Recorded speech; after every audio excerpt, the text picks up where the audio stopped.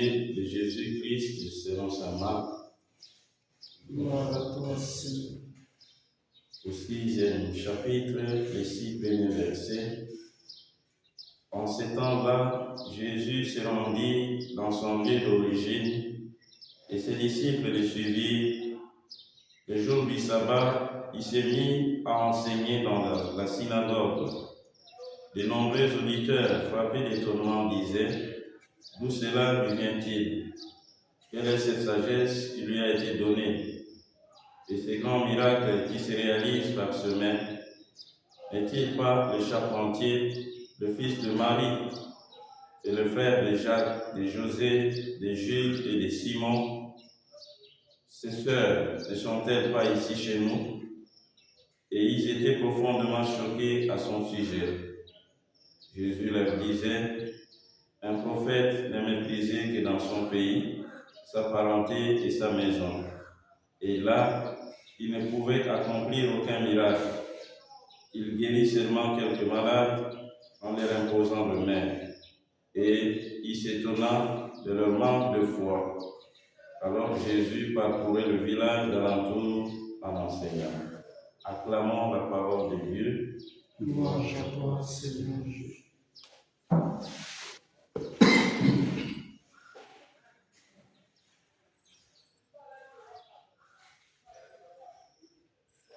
Quand le Seigneur confie une responsabilité à quelqu'un, il investit d'un pouvoir de décision pour qu'il puisse arriver à mieux organiser la vie de ceux dont il a la responsabilité. Mais ce pouvoir confié ne voudrait pas mener celui qui le reçoit à s'écarter du Seigneur, à le mettre de côté, à ne plus le considérer comme référence. C'est ce que nous voyons dans l'épisode qui nous est proposé dans la première lecture. David qui croit que c'est nécessairement le nombre d'hommes qui seront consacrés certainement à l'armée pour la lutte, la guerre, pour la protection de son royaume qui suffit. Et pourtant, le premier chef des armées, c'est lui qui le plus combat et donne la victoire, c'est Dieu. Et c'est ainsi que dans cette espèce d'orgueil,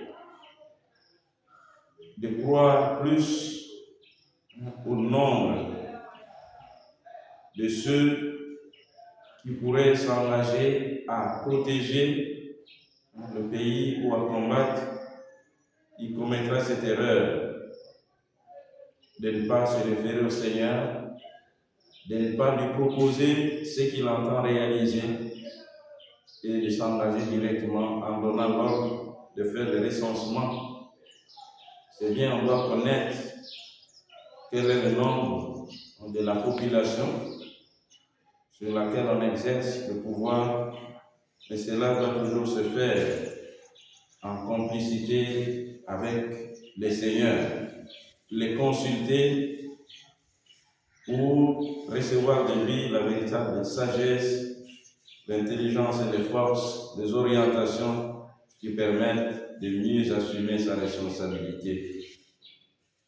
Mais ce qui est intéressant chez David, c'est le fait qu'après avoir commis cet acte, il prend conscience, il est face à sa propre conscience, et on dit d'ailleurs que son cœur lui battit. Il s'est reproché quelque chose de mal, certainement. Il s'est dit: pourquoi n'ai-je pas consulté le Seigneur avant de m'engager à réaliser cela? On dirait que c'est une espèce de contrition. Il regrette le mal fait. Et là, il nous donne un exemple. D'abord, partant de sa faute, apprendre toujours Dieu pour référence, mais en même temps aussi, à chaque fois que nous avons mal fait, d'être prêts à reconnaître ces mal, à en souffrir intérieurement, afin d'entrer dans la dynamique d'une véritable conversion. Dans l'Évangile, Jésus, on dit qu'il se rend dans son lieu d'origine avec ses disciples. Et le jour du sabbat, il se met à enseigner dans la synagogue. Il rentre dans son village parce que le salut qu'il apporte a un caractère universel. Et il croit que les siens ne sont pas écartés de ce chemin. Ils ont aussi besoin d'écouter la parole de Dieu et aussi de recevoir ainsi la lumière qui lui permet de pouvoir entrer dans cette dynamique du salut qu'il apporte. Mais voilà qu'il enseigne et les gens sont étonnés, on dirait émerveillés de ce qui sort de sa bouche. En lieu et place d'accueillir ces belles paroles, cette bonne nouvelle, il s'arrête à une simple curiosité qui le pousse à restituer Jésus par rapport à sa famille. Il se pose la question de savoir d'où lui vient cette sagesse, d'où lui vient cette force qui le pousse à opérer des miracles dont certainement ils ont entendu parler. Ses frères, sa mère, ses sœurs ne sont peut-être pas ici.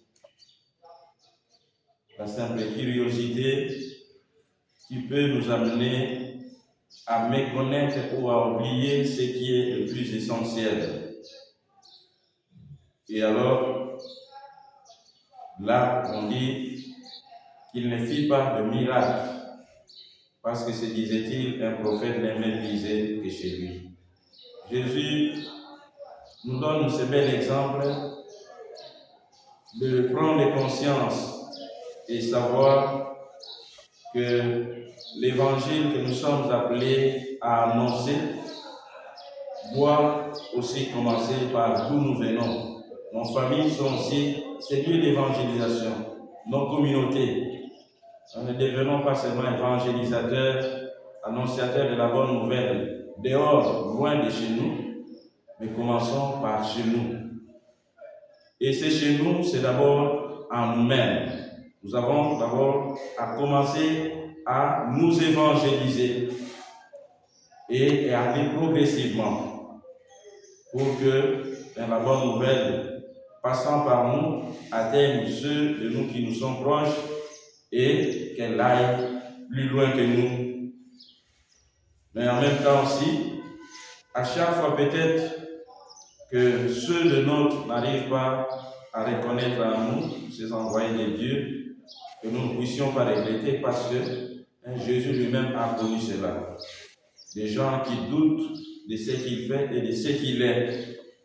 Mais nous prenons toujours courage à pouvoir nous engager, à ne pas d'abord chercher l'approbation de ceux auprès de qui nous apportons la bonne nouvelle, mais que nous fassions le travail que nous avons à faire pour que même plus tard, eux-mêmes puissent prendre conscience de l'importance de ce qu'il leur est annoncé et surtout demander aussi au Seigneur cette grâce de la conversion, que lui-même puisse toucher les cœurs de ceux auprès de qui nous sommes envoyés, mais en même temps aussi ouvrir leurs yeux pour qu'ils arrivent à découvrir dans le message que nous leur apportons cet appel et cette parole de Dieu qui invite justement à l'accueil, à la générosité, mais aussi à l'engagement dans le chemin de la transformation et de la conversion. Le Seigneur soit avec vous.